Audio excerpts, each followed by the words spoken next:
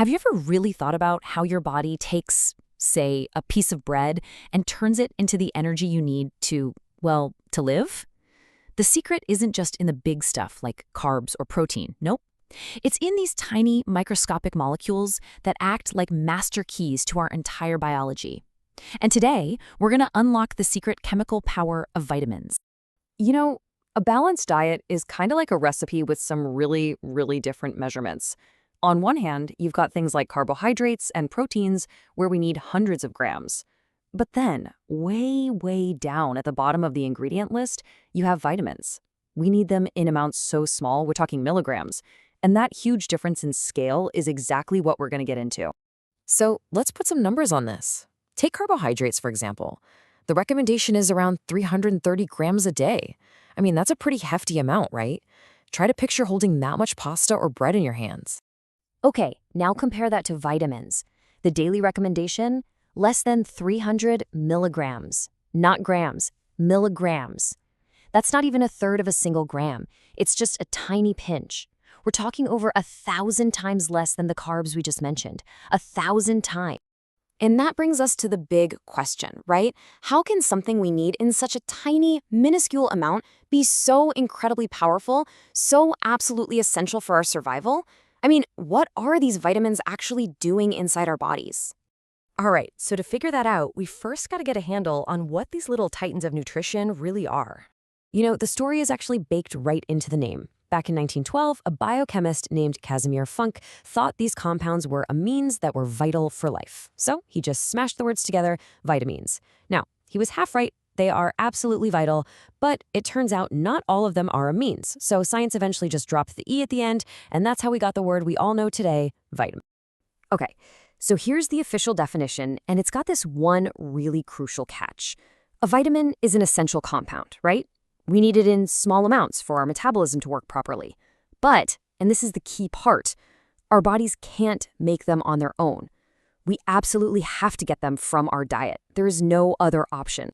So that brings us to the really cool part, how vitamins actually work. They're not fuel like carbs, and they're not building blocks like protein. No, they play a much more, well, elegant and powerful role.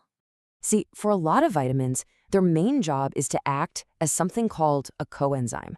Now, I know that sounds super technical, but stick with me, because the idea behind it is actually incredibly simple and powerful.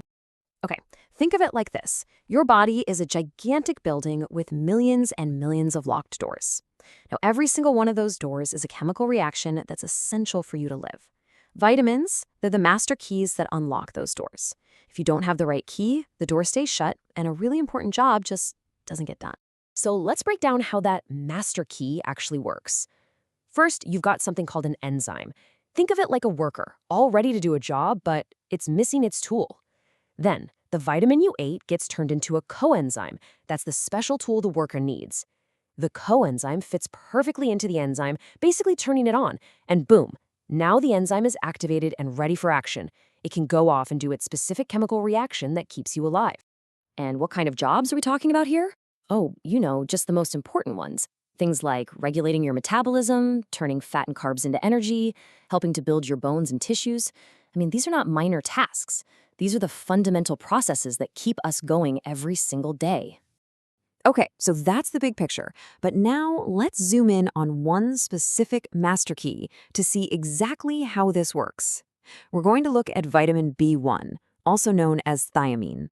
So when you eat food that has thiamine in it, you're basically getting the raw material for the key. But here's the thing, your body can't use it right away. It's like a blank key that still needs to be cut. So your liver and brain, they act like the locksmiths.